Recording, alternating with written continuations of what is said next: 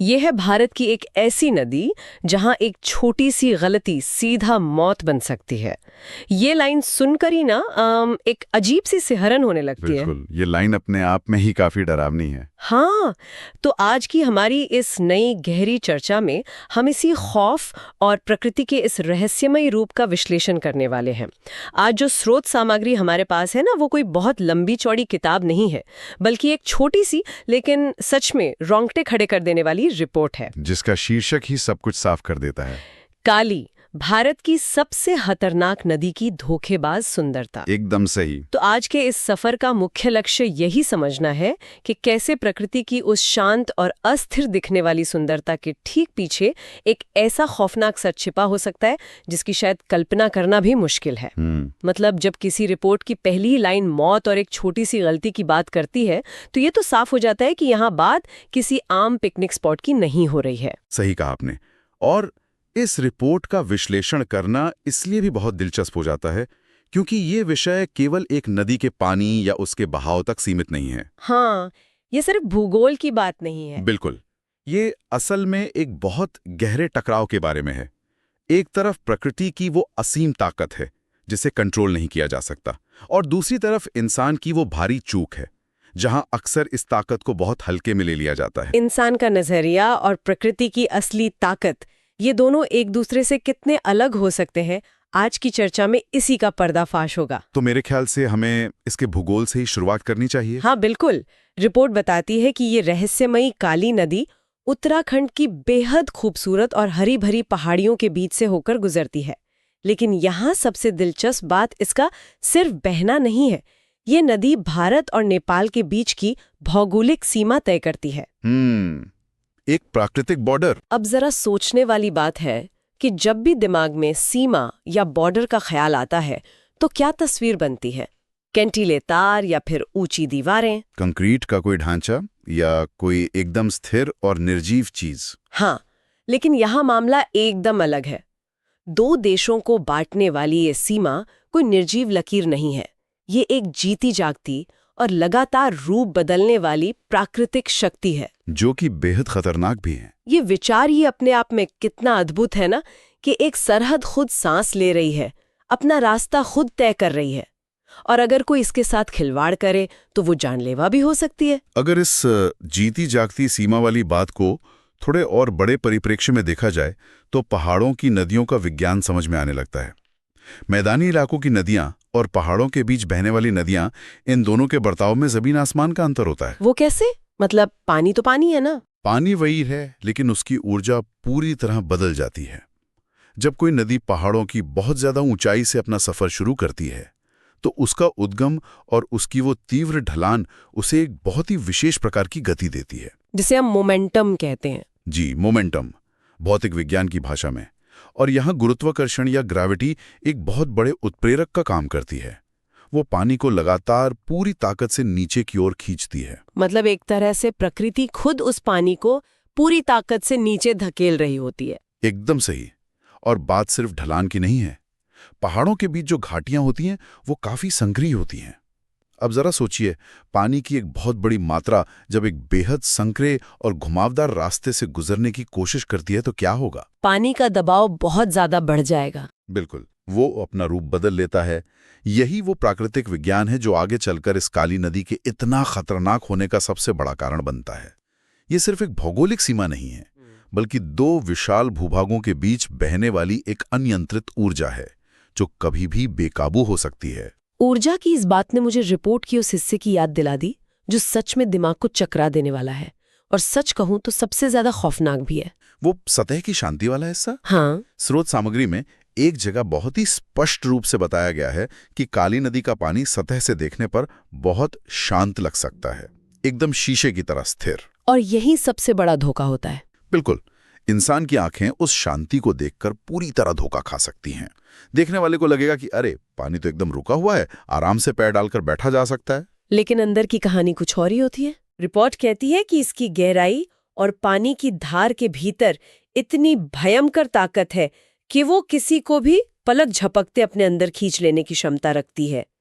सतह की वो मनमोहक शांति और पानी के अंदर मची वो जानलेवा हलचल, ये विरोधाभास सच में हैरान करने वाला है। ये एक बहुत ही क्लासिक उदाहरण है जहां हमारी अपनी इंद्रियां हमें धोखा देती हैं। अगर इसे रोजमर्रा की जिंदगी के किसी उदाहरण से समझा जाए ना, तो ये बिल्कुल वैसा ही है जैसे सर्दियों में कोई सड़क देखने में बिल्कुल चिकनी, साफ और सुरक्षित लगे। ब्लैक आइस की तरह। हाँ, ब्लैक आइस, बर्फ की एक अदृश्य, पारदर्शी और बेहद फिसलन भरी परत।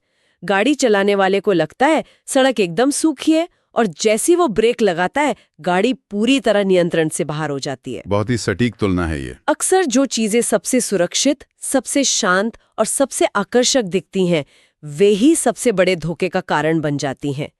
पानी की ये धोखेबाज सुंदरता इंसान के दिमाग के साथ एक अजीब सा खेल खेलती है। यहाँ जो बात सबसे ज्यादा दिलचस्प है वो ये है कि इस धोखेबाज सुंदरता के पीछे केवल पानी का सरल बहाव नहीं है, इसके पीछे एक पूरा विज्ञान और मानव मनोविज्ञान एक साथ काम कर रहे हैं। मानव मनोविज्ञान वो इस नदी के बहाव से कैसे जुड़ता है? देखिए, इंसानी दिमाग का विकास ही इस तरह से हुआ है कि वो दृश्यमान चीजों पर जो आंखों से सीधे दिखता है उस पर जल्दी भरोसा कर लेता है। जब पानी की सतह शांत होती है तो मानवीय मस्तिष्क तुरंत उसे सुरक्षित मान लेने की भूल कर बैठता है। मतलब हमें लगता है कि अगर खतरा है तो वो दिखेगा। बिल्कुल, हमारे दिमाग को लगता है कि खतरा हमेशा शोर मचाता हुआ आएगा, जैसे कोई तेज उफनती हुई लहर। लेकिन भौतिक विज्ञान के अनुसार गहरी नदियों की कहानी सतह से बिल्कुल अलग होती है। मतलब असली खेल गहराई में चल रहा होता है। एकदम सही। गहराई में पानी के नीचे चलने वाले अदृश्य बहाव होते हैं जिन्हें अंडरकरंट्स कहा जाता है। ये अंडरकरंट्स बहुत ही भयानक और जानलेवा हो सकते हैं। तो क्या ऊपर का पानी अलग और नीचे का पानी अलग गति से बहता है? होता यह है कि ऊपर का पानी जो हवा के संपर्क में है वो शायद धीरे धीरे बह रहा हो, लेकिन नदी के तल में जहां पानी जमीन और चट्टानों से टकरा रहा है वहां का आकार और दबाव पानी को कई गुना तेज गति से घुमा रहा होता है। वहां अदृश्य भंवर बन रहे होते हैं। तो इसका मतलब यह हुआ कि अगर कोई सतह को शांत देखकर नदी में महज घुटनों तक भी उतरे तो नीचे का पानी उसे किसी अदृश्य रस्सी की तरह खींच सकता है। बिल्कुल। इंसान केवल अपनी आंखों से देखकर नदी की इस अदृश्य ताकत का गलत अंदाजा लगा बैठता है। उसे लगता है कि वो सिर्फ एक शांत नदी में खड़ा है, लेकिन असल में वो एक बेहद शक्तिशाली वॉशिंग मशीन के अंदर खड़ा होता है जिसका स्विच कभी भी ऑन हो सकता है। बाप रे! और यही वो बिंदु है जहां एक छोटी सी गलती, एक गलत कदम भारी पड़ जाता है। ये वॉशिंग मशीन वाली तुलना सच में डराने वाली है, क्योंकि ये साफ कर देती है कि हम जिस चीज को सिर्फ पानी समझ रहे हैं वो असल में एक अंधी ताकत है। मॉनसून के मौसम का जिक्र करती है तो ऐसा लगता है जैसे इस नदी ने अपना शांत रहने का वो झूठा मुखौटा भी उतार फेंका हो। मानसून इस नदी का असली और विकराल रूप सामने लाता है। रिपोर्ट साफ साफ बताती है कि बरसात के मौसम में इस काली नदी का रूप पूरी तरह से दानवाकार हो जाता है। इसका बहाव इतना तेज और इतना भयानक हो जाता है कि बड़े बड़े पत्थर भी इसमें तिनके की तरह बह जाते हैं। पानी की ताकत का कोई अंदाजा नहीं लगा सकता। अब जरा रुक कर इस भौतिक ताकत की कल्पना की जाए। जिन विशाल पत्थरों को अपनी जगह से थोड़ा सा खिसकाने के लिए भारी क्रेन और मशीनों की जरूरत पड़े, उन्हें ये नदी किसी प्लास्टिक के खिलौने की तरह अपने साथ बहा ले जाती है। विज्ञान के नजरिए से देखें तो पानी जब गति में होता है तो उसका मास या द्रव्यमान एक अविश्वसनीय ऊर्जा पैदा करता है। और बात सिर्फ पानी के बहाव या पत्थरों के खिसकने तक नहीं रुकती। रिपोर्ट आगे बताती है कि मॉनसून के दौरान यहाँ अक्सर भयंकर भूस्खलन यानी लैंडस्लाइड्स होने लगते हैं। इंसान की बनाई हुई मजबूत पक्की सड़कें ताश के पत्तों की तरह टूटकर बिखर जाती हैं। ये हर साल की कहानी है वहाँ। और यहाँ तक कि कई बार गाड़ियां तक इस उफनती नदी में समा चुकी हैं। टूटती हुई सड़कों और अचानक नदी की गहराई में गिरती गाड़ियों का वो दृश्य दिमाग में आता है तो रोंगटे खड़े हो जाते हैं। बिल्कुल। ये सोचने पर मजबूर कर देता है कि प्रकृति के इस अनियंत्रित गुस्से के सामने हमारे बनाए गए कंक्रीट के ढांचे असल में कितने कमजोर और मामूली हैं। ये एक बहुत ही महत्वपूर्ण अवलोकन है। इस बिंदु पर यह समझना बहुत जरूरी है कि मानसून के समय खतरा केवल नदी के पानी के स्तर बढ़ने में नहीं है, समस्या कहीं ज्यादा गहरी है। गहराई से आपका क्या मतलब है यहाँ? जब पहाड़ों पर भारी बारिश होती है तो केवल जलस्तर नहीं बढ़ता, बल्कि वो पूरा वातावरण, वो पूरा का पूरा इकोसिस्टम अस्थिर हो जाता है। अस्थिर होने से मतलब है कि पहाड़ अपनी पकड़ छोड़ने लगते हैं। जी बिल्कुल। पहाड़ों की ढलान मिट्टी और चट्टानों से बनी होती है। जब लगातार बारिश होती है तो मिट्टी पानी सोखने लगती है। एक सीमा के बाद मिट्टी में पानी भर जाने से पहाड़ों की अपनी खुद की पकड़ कमजोर हो जाती है। इसे शायद सॉइल सैचुरेशन कहते हैं ना? हाँ, इसे ही सॉइल सैचुरेशन कहा जाता है। जब ये होता है तो गुरुत्वाकर्षण फिर से अपना खेल खेलता है और पूरे का पूरा पहाड़ नीचे खिसक आता है, जिसके परिणाम स्वरूप भूस्खलन होता है। तो इसका मतलब नदी केवल अपने रास्ते में तबाही नहीं मचा रही है, वो अपने आसपास के पहाड़ों को भी नीचे खींच रही है। हाँ, ये भूस्खलन और टूटती सड़कें इस बात का सबसे बड़ा प्रमाण है कि जब काली नदी उफान पर होती है तो वो केवल अपने किनारों तक सीमित नहीं रहती, वो अपनी सीमाएं तोड़ देती है। वो अपने आसपास के पूरे इलाके को, पूरे भूगोल को अपने पूर्ण नियंत्रण में ले लेती है। इंसान अक्सर ये सोचता है कि उसने पहाड़ काटकर एक सड़क बना दिए तो उसने प्रकृति पर विजय प्राप्त कर लिए। लेकिन वो जीत का भ्रम होता है। कुछ घंटों की भारी बारिश और ये उफनती नदी उस तकनीकी जीत के भ्रम को कुछ ही सेकंड में तोड़कर रख देती है। तकनीकी जीत का भ्रम, ये बहुत ही गहरी बात कही आपने, क्योंकि इंसान को लगता है कि वो हर चीज पर नियंत्रण कर सकता है, और शायद यही वो जगह है जहां इंसान की फितरत का सबसे अजीब रूप सामने आता है। इंसान और खतरे का रिश्ता बहुत पुराना है। स्रोत सामग्री भी इसी तरफ इशारा करती है। ये नदी जितनी खूबसूरत है उतनी ही खतरनाक भी है, और रिपोर्ट साफ कहती है कि यहाँ एडवेंचर या रोमांच की तलाश करना हर किसी के बस की बात नहीं है। इसके बावजूद लोग वहां जाते हैं, जोखिम उठाते हैं। यही तो सबसे बड़ा सवाल है। इंसान की इस अजीबोगरीब मानसिकता पर चर्चा करना बहुत जरूरी है। एक तरफ मौत का बिल्कुल स्पष्ट खतरा है और दूसरी तरफ एक चुंबक की तरह खींचने वाली सुंदरता। ये कैसी सोच है जो इंसानों को अपनी जान दांव पर लगाकर ऐसी जानलेवा और खूंखार जगह के बिल्कुल करीब जाने के लिए प्रेरित करती है? ये इंसान का एक बहुत ही पुराना मनोविज्ञान है। क्या ये सिर्फ एड्रेनलिन की चाहत है, वो थ्रिल महसूस करने की लत जहां लोग खतरनाक चट्टानों के किनारे खड़े होकर सेल्फी लेने का जोखिम उठाते हैं, या फिर ये प्रकृति को चुनौती देने का इंसान के अंदर छिपा कोई अनकहा अहंकार है कि मुझे कुछ नहीं होगा? मैं कहूंगा कि इसमें दोनों बातें शामिल हैं। एड्रेनलिन का नशा भी है और एक तरह का अहंकार भी। लेकिन ये एक बहुत ही महत्वपूर्ण दार्शनिक सवाल खड़ा करता है, और इसका सबसे सटीक जवाब हमें स्रोत की उस सबसे प्रभावशाली पंक्ति में मिलता है जो इस पूरी रिपोर्ट की जान है। हाँ, वो लाइन जिसने इस पूरी चर्चा की नींव रखी है। बिल्कुल। स्रोत बहुत ही साफ शब्दों में कहता है, प्रकृति कभी चेतावनी नहीं देती, वो सिर्फ परिणाम देती है। अगर इस एक वाक्य की गहराई में जाया जाए तो मानवीय दुनिया और प्राकृतिक दुनिया के बीच का सबसे बड़ा और सबसे क्रूर अंतर समझ में आ जाता है। इस अंतर को थोड़ा और आसान शब्दों में कैसे समझा जा सकता है? देखिए, मानवीय दुनिया में या हमारे बनाए गए समाज में हर चीज के संकेत होते हैं, साइंस होते हैं कि कब रुकना है।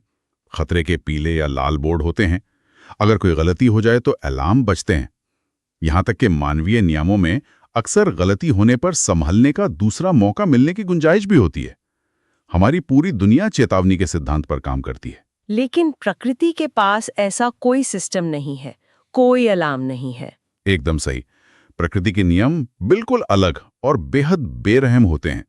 वहां कोई खतरे का सारा नहीं बचता, कोई लाल बत्ती नहीं होती जो जलकर बताए कि अब पानी का बहाव तेज होने वाला है। प्रकृति अपने नियम खुद बनाती है। जब कोई इंसान रोमांच की तलाश में या सिर्फ अपनी जिज्ञासा मिटाने वहां जाता है तो वो जाने अनजाने में मानवीय नियमों की अपेक्षा प्रकृति से करने लगता है। उसे लगता है कि अगर खतरा होगा तो उसे पहले पता चल जाएगा, उसे भागने का मौका मिलेगा। जो कि एक बहुत बड़ी गलतफहमी है। बहुत बड़ी, क्योंकि प्रकृति केवल और केवल परिणाम जानती है। पानी के उस शांत दिखने वाले रूप के नीचे छिपे अंडर करंट्स कोई चेतावनी नहीं देते। एक गलत कदम, एक फिसलता हुआ पैर और नदी की वो वॉशिंग मशीन जैसी ताकत तुरंत काम करना शुरू कर देती है। और नतीजा तुरंत कठोर और अक्सर अंतिम होता है। नतीजा अंतिम होता है। ये बात सुनने में जितनी डरावनी है ना, उतनी ही सच्ची भी है।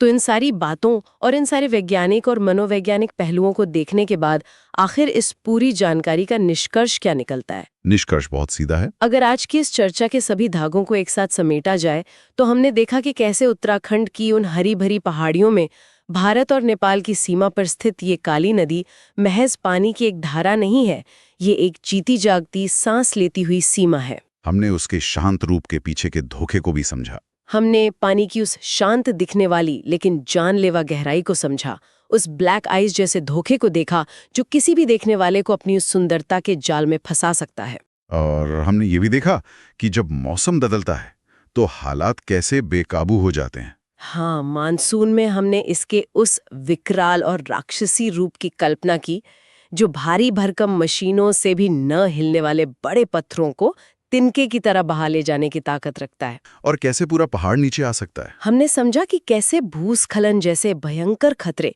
पूरे इलाके को, पक्की सड़कों को और यहाँ तक कि इंसानी घमंड को अपने कब्जे में ले लेते हैं। और सबसे बढ़कर हमने इंसान और प्रकृति के उस अजीब से टकराव का विश्लेषण किया, जहाँ केवल कुछ पलों के रोमांच की कीमत कभी-कभी बहुत भारी चुकानी पड़ती है। इस पूरी स्रोत सामग्री और आज के विश्लेषण का अंतिम सार यही है कि ज्ञान और सही जानकारी ही वो असली ढाल है जो ऐसे धोखों और अप्रत्याशित खतरों से बचाव कर सकती है। जानकारी का होना सबसे जरूरी है। प्रकृति की सुंदरता का आनंद लेना मानवीय स्वभाव का हिस्सा है और इसमें निश्चित रूप से कुछ गलत नहीं है, लेकिन उस आनंद के साथ प्रकृति के बनाए नियमों का सम्मान करना सबसे ज्यादा आवश्यक है। सम्मान से आपका मतलब है उसकी ताकत को स्वीकार करना। बिल्कुल। जब ये समझ आ जाता है कि शांत पानी के नीचे अदृश्य बहाव या अंडरकरेंट्स कैसे काम करते हैं, या फिर मानसून के मौसम में पहाड़ों की मिट्टी कितनी अस्थिर हो जाती है, तब नजरिया बदल जाता है। इंसान थोड़ा सतर्क हो जाता है। तब कोई सिर्फ एक अनजान पर्यटक नहीं रह जाता, बल्कि एक जागरूक इंसान बन जाता है।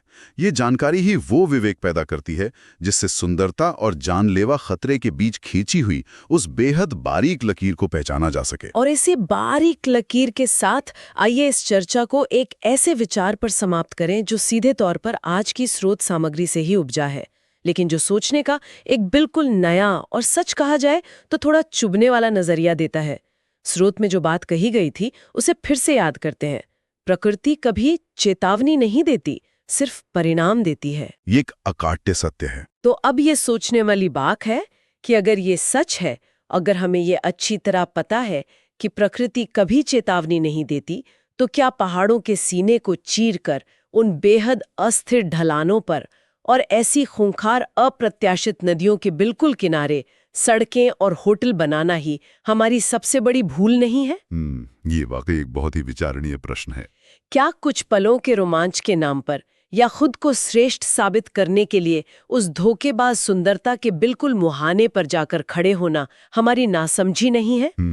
क्या हम अपनी तकनीकी प्रगति, अपने कंक्रीट के निर्माण और अपने हम सब कुछ नियंत्रित कर सकते हैं वाले अहंकार में अनजाने में उन परिणामों को खुद ही न्योता दे रहे हैं? और जब वो परिणाम हमारे सामने तबाही बनकर आते हैं, तो क्या हम बहुत आसानी से उन्हें प्राकृतिक आपदा का नाम देकर अपनी जिम्मेदारी से पल्ला नहीं झाड़ लेते? ये बहुत ही गहरा सवाल है जो हमें अपने विकास की मॉडल पर सोचने को मजबूर करता है। ये एक ऐसा सवाल है जिसका जवाब शायद हमें प्रकृति के पास नहीं बल्कि खुद अपने अंदर खोजना होगा। और ये सवाल इस गहरी चर्चा के खत्म होने के बाद भी पहाड़ों से टकराती उस नदी की गूंज की तरह काफी देर तक गूंजता रहेगा।